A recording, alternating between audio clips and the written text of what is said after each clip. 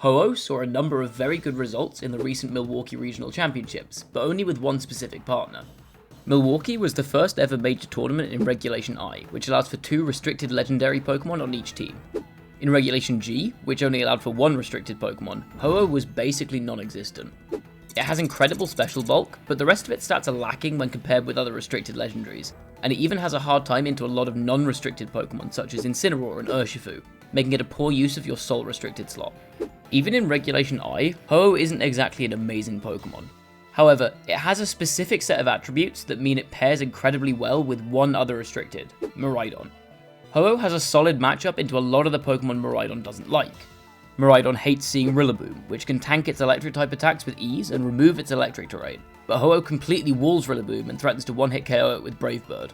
Ho-Oh also covers Miraidon's type weaknesses well, resisting Fairy and being immune to ground, and threatening away ice types with its powerful fire type attacks.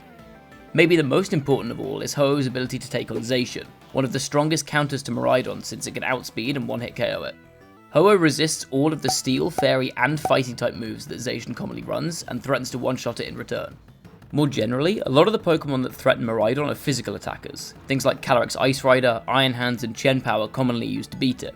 Against these physical attackers, Ho-Oh poses the constant threat of burns from its once signature move, Sacred Fire, which is a 100 base power, 95% accurate physical fire type attack with a 50% burn chance. Getting burned can be a game ender for these Pokemon, halving their physical damage and, in the case of Chien-Pao, getting a KO on it in spite of its commonly held Focus Sash thanks to the burn damage.